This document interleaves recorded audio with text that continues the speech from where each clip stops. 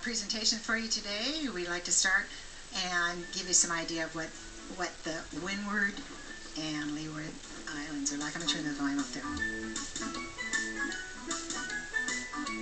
I went out this morning and took that picture. No. John didn't let me. He didn't think I'm a good enough swimmer.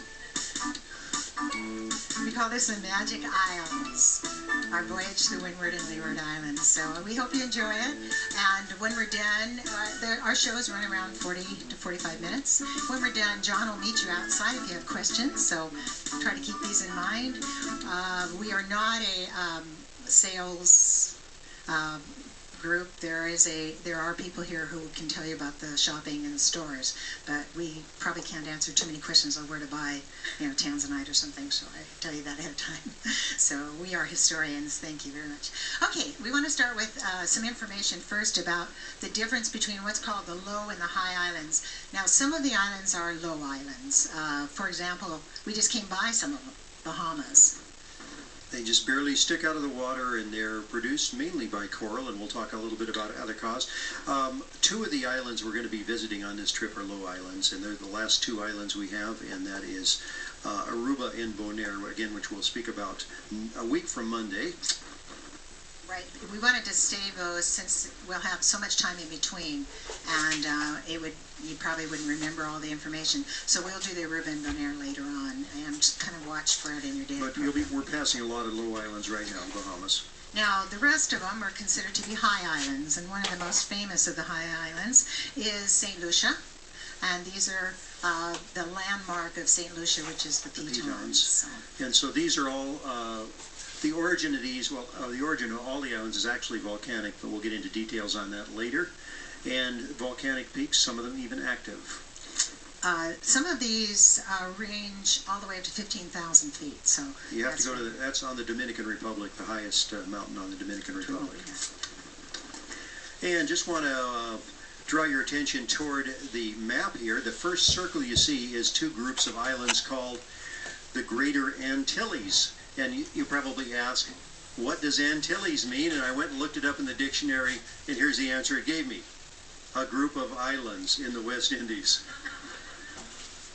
So you're using the word to define the word. The Greater Antilles are the larger islands, Cuba, Hispaniola, Jamaica, and Puerto Rico.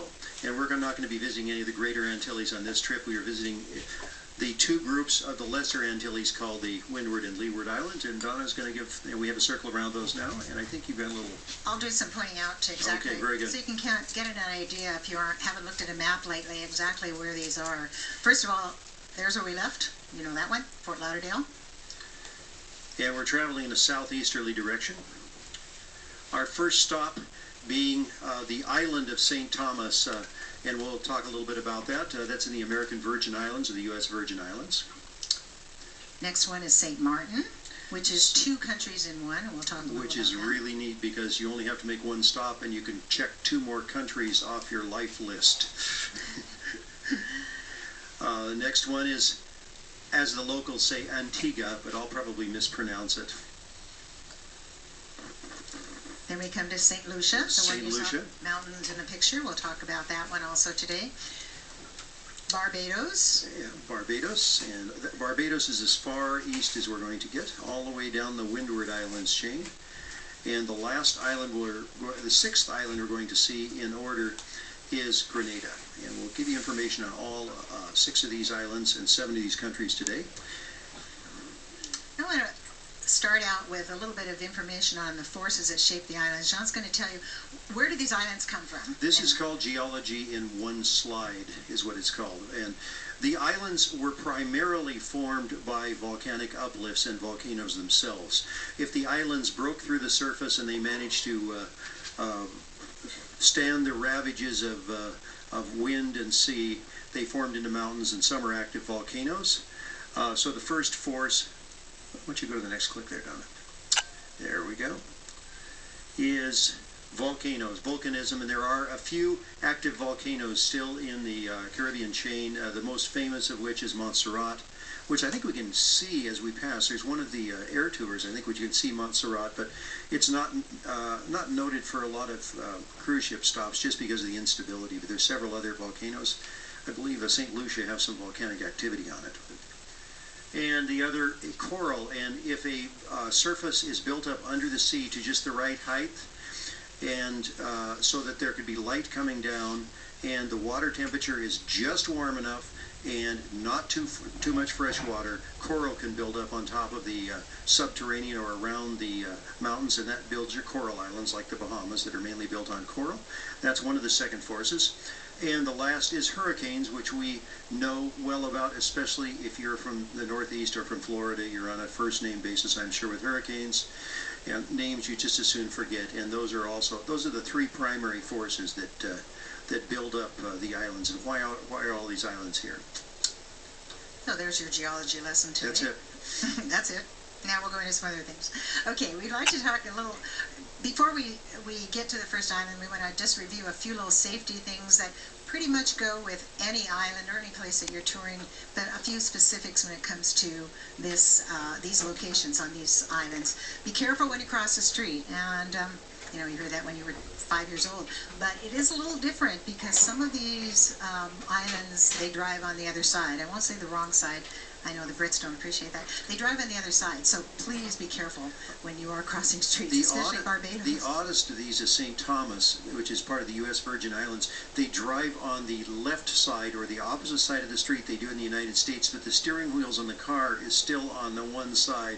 And so if you're driving there, it's not like the other islands where you'll find the steering wheel on the other side. So I don't know why. I haven't figured that one out. Maybe after we go there, I'll ask somebody why that does it. But I think they get their cars from the U.S. So on about half the places we're going, you'll be driving on the North American side of the street, and the other you'll be driving on the, shall we say, Indian or English side of the street.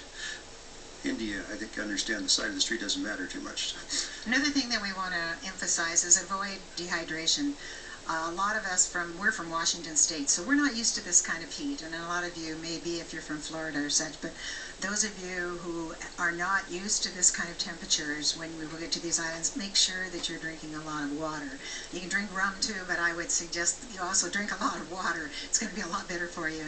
And don't ever swim alone. That's true on any beach, but be careful. There are some waves. Most of them, there's not going to be a lot of high waves, but there are a few islands that do have some very treacherous type areas in the waves. Watch your personal items when you're on the beach. Always be careful that you have somebody watching. Don't lay down your things. We were the victims of that once, so we learned the hard way. Not on a cruise, though. No. Be careful again of motor vehicles. They may be coming the direction you're not expecting, especially in Barbados. And worse yet, they may be driven by tourists who don't know what they're doing or what side of the road they're supposed to be riding on. Especially when it comes to scooters, bicycles. And a few more quick things here. Avoid extreme sports. Make sure that if you're doing any of the extreme sports that you do them through the excursion desks. They know where to go. Don't pick up somebody on the beach who says, I'll give you, hey, you want to do something? Parasailing. Just got a new boat today. Moderation in everything. You're on vacation, enjoy, but don't overdo it because then you won't have as much fun. You'll miss the rest of the islands. Check on your taxi fares if you're going to hire a taxi for the day or for a couple of hours. Ask them ahead of time so you won't be so surprised. Most of these taxis are not metered, and so you might get a little surprise if you don't ask ahead of time. Respect the almighty rum punch. Some of it's pretty strong in some of these islands. These are rum islands, a lot of production of rum in these, and quite often they'll put more rum in them than they might in soda because it's cheaper for the rum. So we've had a lot of people have noticed that. And use your sunscreen, of course. We don't want you looking like the gentleman on the bottom of the picture there, not too soon. By the way, Donna, it isn't always seasickness in the morning. No, that's true. Yeah, these people say, oh, I'm seasick, and we haven't even left port yet. So, all right. And avoid pirates. We're going to do a full show on pirates. In fact, we have some pirate opportunities coming up on our first stop here, don't we? We have right, in Virgin Islands. We have a couple shore excursions up to Blackbeard's place. And it'll give you some background if you're taking one of those excursions, which are wonderful, to Blackbeard's castle. Then you'll be ready for our pirates lecture on the way back. So, We'll teach you how to speak like a pirate too. Arr.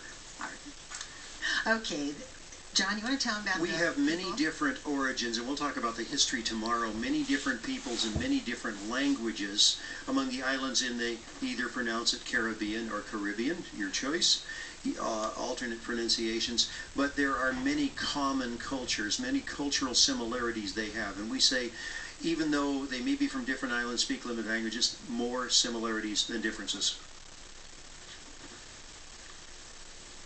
Ethnicities, you will find quite a range of ethnicities in the Caribbean islands. You'll find everyone, of course, English from the UK, because of, especially in Barbados and a couple of the places where they were settled. You'll find a lot of other European, you'll find Hispanic, you will find a lot of African. That's the dominant group, is about 90% African origin. And you'll also find some people of West Indian origin, which always surprises people, and especially in the areas around Trinidad, which we aren't going to, but you'll find a substantial people who were brought over originally by the British to work in the, ended up being shopkeepers in certain of the islands. So there's that influence from India. It's a West Indian, East Indian, you know.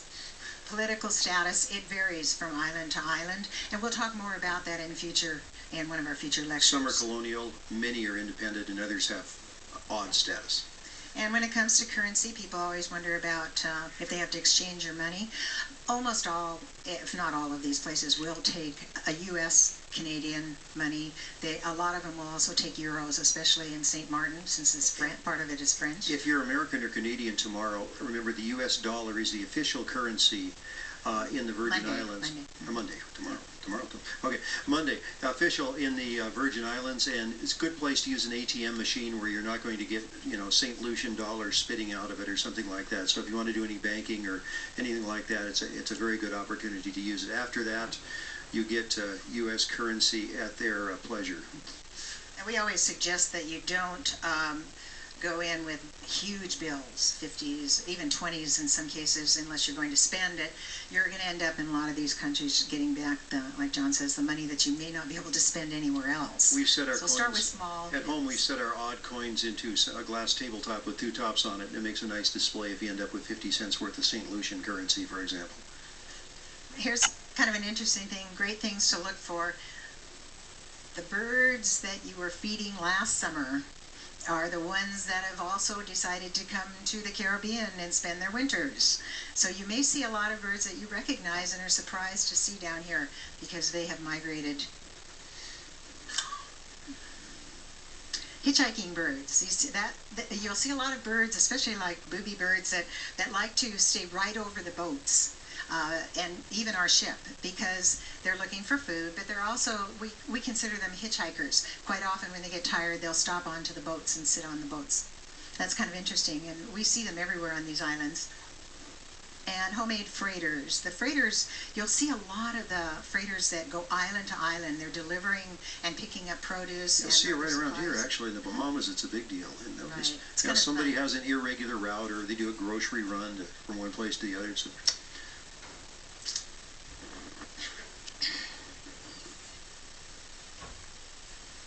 I'm going to talk a little about the culture, a common culture. John, you'd like to tell them about that? Okay. Do you want?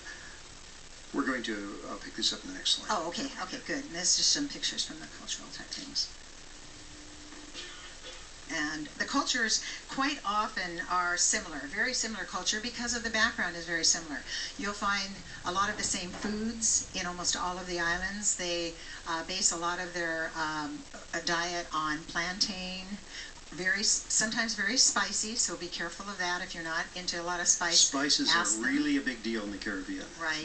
A lot of fish, seafood, needless to say, because of their location. So that seems to dominate in all of the islands. I think it's more similar to Cuban food than anything else you'll find, but even, well, yeah.